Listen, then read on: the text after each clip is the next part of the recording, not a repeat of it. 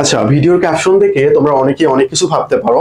প্রথমত আমি তোমাদেরকে একটা কথা বলে নেই, সেটা হইলো যে শান্তিতে থাকার ব্যাপারটা, সুখে থাকার ব্যাপারটা, এটা আসলে সম্পূর্ণ সৃষ্টিকর্তা প্রদত্ত। আমরা অবশ্যই আমাদের ভাগ্যে বিশ্বাস করি, ইমানের অন্যতম একটা বিষয় এটা। তো ব্যাপারটা হইলো যে তুমি তাই বলে কি পরিশ্রম করবে না? পরিশ্রম করা কি থামিয়ে দিবা? সৃষ্টিকর্তা কি এটা বলছে? সৃষ্টিকর্তা বলছে তো পরিশ্রম করার জন্য।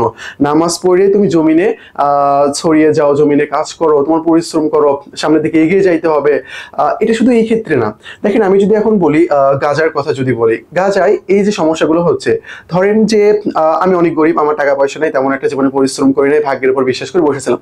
আমি কি গাঁজার জন্য কিছু করতে পারবো? না। করতে পারবে কারা? যারা জীবনে পরিশ্রম করছে, অনেক টাকা পয়সা ইনকাম করছে, তারা তো টাকা দিয়ে হেল্প করতে পারবে, খাদ্য সহায়তা বা অন্যান্য কিছু এগুলো করতে পারবে, তাই না? তো টাকা ইনকাম এটা আসলে ইসলাম থেকে বাহিরে অন্যরকম শান্তিতে থাকা, এই কনসেপ্টগুলো আসলে অন্যভাবে বোঝানো হয় আমাদেরকে। আচ্ছা, আমি ওইদিকে যাবো না। তো আমি এটা নিয়ে কথা বলবো যে একটা বছর নষ্ট নাকি 40 বছরের জন্য 1 বছর যুদ্ধ। তুমি 40 বছর শান্তি থাকবা কি থাকবা না, এটা তোমার উপর নির্ভর করতেছে, সৃষ্টিকর্তা তোমার কপালে যা রাখছে তাই। বাট একটা বছর তুমি যদি প্রিপারেশন নাও, তাহলে ইউনিভার্সিটি চান্স পাইলে তুমি অপরচুনিটি পাবা ভালো কিছু করার, ভালো কিছু করার অপরচুনিটি পাবা। এটা তুমি যদি কাজে লাগাতে পারো, তাহলে হয়তো বা ভালো কিছু তোমার লাইফে হইতে পারে। বুঝতে পারছো? ভালো থাকা, সুখে থাকা সম্পূর্ণ সৃষ্টিকর্তার উপর নির্ভরশীল। তুমি তো তিনি তোমাকে যেভাবে রাখবে ঠিক সেইভাবেই তুমি থাকতে পারবা। বুঝছো? তো এখন আমি কথা বলি, সেটা হইলো যে একটা বছর নষ্ট এটা বলতে আসলে কি বোঝানো হয়েছে? একটা বছর নষ্ট এটা বলতে আসলে বোঝানো হয়েছে যে তুমি যদি এখন অনার্সে ভর্তি হও, তাহলে কিন্তু তোমার অনার্সটা কমপ্লিট করতে ন্যাশনালে 4 বছর না, এর বেশি লাগে, 4.5 বা 5 বছরের মতো লাগে। আর এই একটা বছর তুমি যদি নষ্ট কইরা, নষ্ট না, ওই সময় তুমি পড়াশোনা করবা, ওই হিসেবে নষ্ট। এই একটা বছর তুমি যদি একটানা ভালোভাবে পড়াশোনা করো, অ্যাডমিশনের জন্য সেই লেভেলের প্রিপারেশন নাও, আর এই একটা বছর প্রিপারেশন নেওয়ার ফলে ভালো একটা ইউনিভার্সিটি, ভালো একটা সাবজেক্টে পাইলা, তাহলে তোমার অপরচুনিটিটা কিরকম হইতে পারে, বুঝতে পারতেছো? ধরলাম তুমি ন্যাশনালে ইংলিশ সাবজেক্টে পড়াশোনা করতেছো, ন্যাশনাল কখনোই খারাপ না, বাট ন্যাশনাল তোমাকে অনেক অপরচুনিটি দিবে না, এটা সত্য কথা, এটা মেনে নিতে হবে। বাট তোমাকে পাবলিক অনেক অনেক অপরচুনিটি দিবে, সেটা তোমাকে গ্র্যাব করতে হবে। আর ন্যাশনালে ওইরকম পড়াশোনাও হয় না, প্রতিযোগিতাও হয় না। ন্যাশনাল পাবলিক যেটাই বলি না কেন, পাবলিকে একটা প্রতিযোগিতা থাকে, বাট ন্যাশনালে ওইরকম হয় না। তারা তেমন একটা ক্লাসই করে না, অন্যরকম একটা ব্যাপার তাদের মধ্যে। ওকে, আমি ওইদিকে যাবো না। তো কথা হইলো যে আমাদের পাবলিক ইউনিভার্সিটি আসলে তোমাকে কি দিবে? পাবলিক ইউনিভার্সিটি তোমাকে অনেক অপরচুনিটি দিবে। তুমি ইউনিভার্সিটিতে চান্স পাইছো, চান্স পাবো, 4 বছর বসে আসো, কোনো কিছু করবে না, বলবো যে আমি সুখে থাকবো, এটা কিন্তু হবে না। বুঝছো? এটা হবে না। 4 বছর তোমাকে পরিশ্রম করতে হবে, জবের জন্য প্রিপারেশন নিতে হবে। লাইফে সবগুলো বড় বড় যুদ্ধ। আমরা যখন 9-এ ছিলাম বা 8-এ ছিলাম, তখন ভাবতেছিলাম 8-এ পরীক্ষা দিয়ে 9-এ 1 বছর পুরো চিল করবো। 9-এর পর দেখলাম যে 10 আমাদের এসএসসি, এসএসসি তারপর কলেজ লাইফে চিল করবো, কলেজে দেখলাম এইচএসসি আরো কঠিন, তারপরে অ্যাডমিশন আরো কঠিন, তারপরে আমাদের 4 বছর অনার্স কঠিন, তারপরে জব কঠিন। লাইফটা আস্তে আস্তে কষ্টের দিকে যায়, কঠিনের দিকে যায়। এটা কোনো সহজ কোনো কিছু না, বুঝতে পারছো? তো এটাই হলো, তোমাকে সবসময় যুদ্ধ করে যেতে হবে।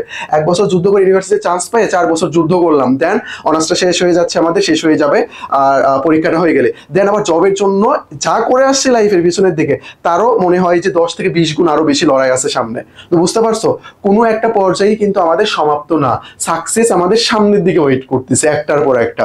তো এইটাই আমি তোমাদেরকে বলবো যে ইউনিভার্সিটির প্রিপারেশন নেওয়ার জন্য একটা বছর নষ্ট করে ইউনিভার্সিটি প্রিপারেশন নাও ভালো একটা।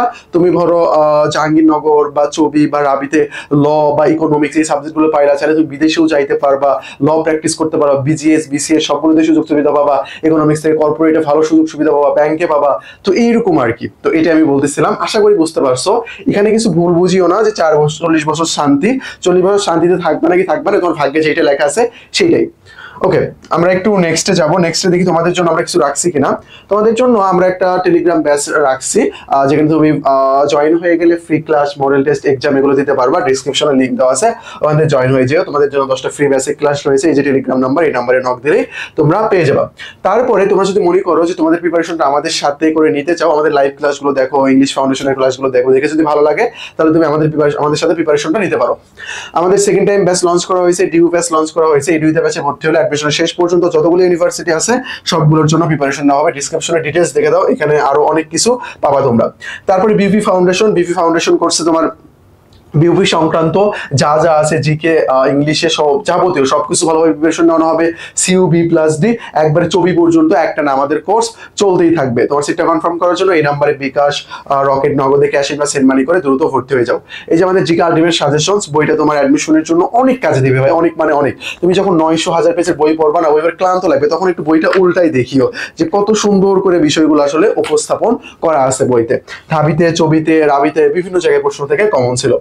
আমাদের স্ট্রং মেন্টর প্যানেল রয়েছে, এই যে আমাদের টেলিগ্রাম নাম্বার, এই টেলিগ্রাম নাম্বারে নক দিয়ে তুমি তোমার অ্যাডমিশন সংক্রান্ত যে কোনো জিজ্ঞাসা এখান থেকে সলভ করে নিতে পারবে। আশা করি বিষয়টা বুঝতে পারছো। আসসালামু আলাইকুম।